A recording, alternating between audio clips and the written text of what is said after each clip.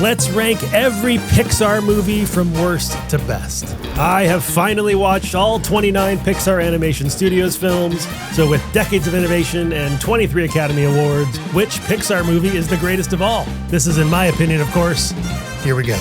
Number 29 is Lightyear from 2022. This should have been my moment because Buzz Lightyear is one of my favorite movie characters of all time. And yet this movie somehow manages to say nothing meaningful about him. It looks great, most Pixar movies do, but the emotional core never shows up. I wanted to love it so badly, which is why it's at the bottom. Number 28 is Cars 2 from 2011. They floored the gas pedal and hoped the plot would figure itself out. Mater becomes a super spy, there's international intrigue, and none of it feels connected to what made the first movie work. It's loud, it's frantic, and it keeps insisting it's fun, even when it really isn't. Number 27 is The Good Dinosaur. The landscapes in this movie are beautiful, but the story is so thin that it slipped out of my brain almost immediately. Number 26 is Brave from 2012. Merida is a wonderful character with a great setup, but then the movie pivots into a long, bare storyline. It feels like two different drafts glued together. Number 25 is Monsters University. This is a perfectly pleasant movie that I enjoy while it's on, but it has almost no staying power. The emotional depth and the originality of Monsters, Inc. are nowhere to be found.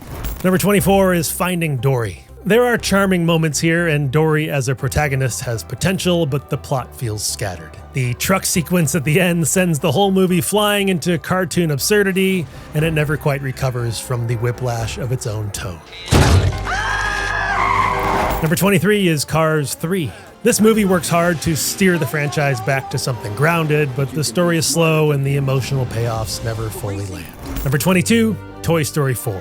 Forky is fun, and the animation is some of the best they've ever done, but this movie rewrites the emotional arc of the entire Toy Story series in a way that has never sat quite right with me. Number 21 is Incredibles 2. I enjoy the action, I love the look, and the family dynamics still work, but the story feels recycled here, and the villain reveal lands with a thud. It's fun in the moment, but it fades fast. Number 20 is Onward.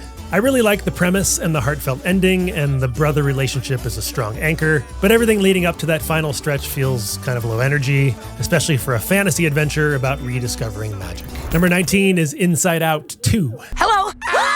I'm anxiety. This sequel adds new emotions and some clever ideas about teenage anxiety, and while it doesn't have the groundbreaking surprise of the original, it still delivers heartfelt moments and sharp observations about growing up. Number 18 is Turning Red. This movie bursts with personality, color, and confidence, and I admire how boldly it commits to its tone and its perspective. I don't really connect with it as deeply as many do, but it has such a strong voice that it's impossible not to appreciate what it's doing. OMG!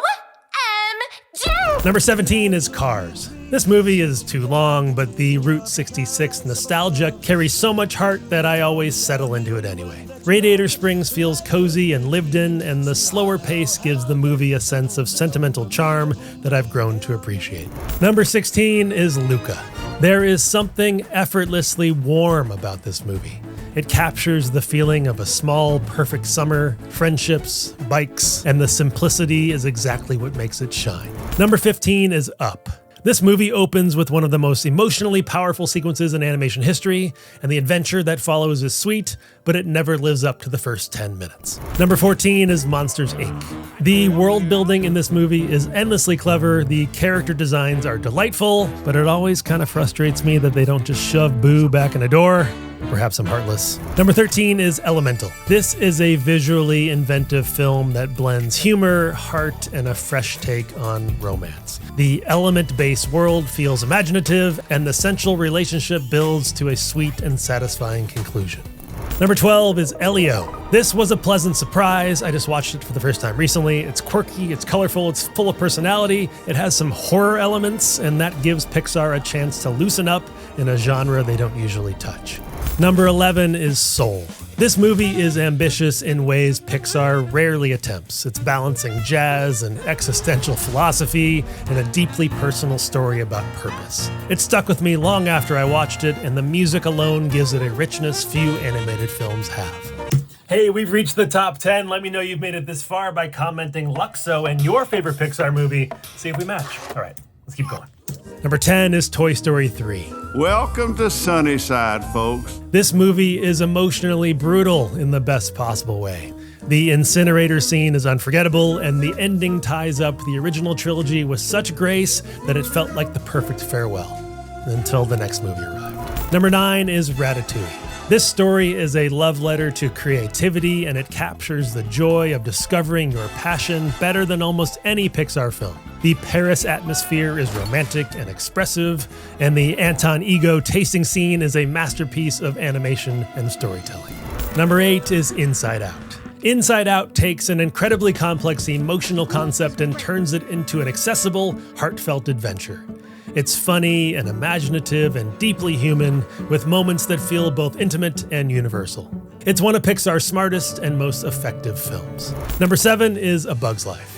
This movie is such a fun, colorful slice of late 90s Pixar energy, and it has aged surprisingly well. I am a cute little bumblebee. Hopper is a genuinely intimidating villain, Randy Newman's score is fantastic, and the whole misfit circus troupe still makes me smile every time. Number 6 is Coco. Coco blends music, culture, and emotion so seamlessly that the whole film feels like a celebration. The world of the dead is vibrant and beautifully imagined, and Miguel's journey carries real emotional weight. The Ernesto de la Cruz reveal lands well, Hector is incredibly endearing, and the final scene with Coco herself hits with perfect precision. It's heartfelt, visually striking, and one of Pixar's most complete stories. Number 5 is The Incredibles. This movie delivers style, action, humor, and family drama in one incredibly polished package. Where's my super suit? The mid-century modern design gives the whole movie a sleek, retro-futuristic personality, and Michael Giacchino's breakout score ties it all together with irresistible brassy swagger. It's one of the best superhero movies ever made.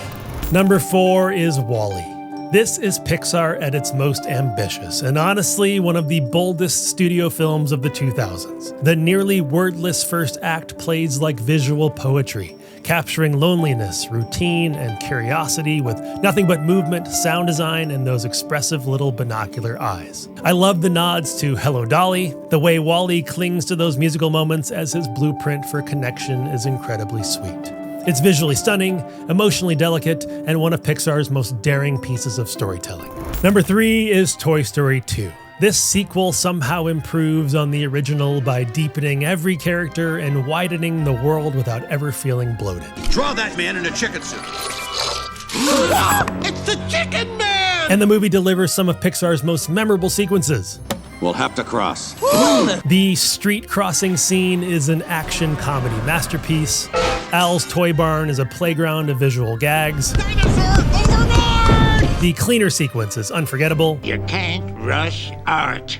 And the entire airport finale still holds up as one of Pixar's top-tier set pieces. And the introduction of the Roundup Gang expands the mythology in a way that feels both fun and meaningful. Oh, out come Bubbles. It's a sequel that earns every second of its runtime and stands as one of Pixar's finest achievements. Number 2 is Finding Nemo. The ocean setting in this movie is stunning, and the pacing hits that perfect balance between adventure and emotion.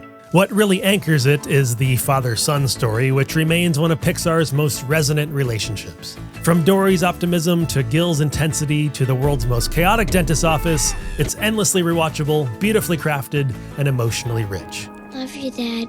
And number 1, there's only one left. It's Toy Story. This movie genuinely changed the entire landscape of animation. But what keeps it timeless is how tight, funny, and emotionally grounded it still feels today.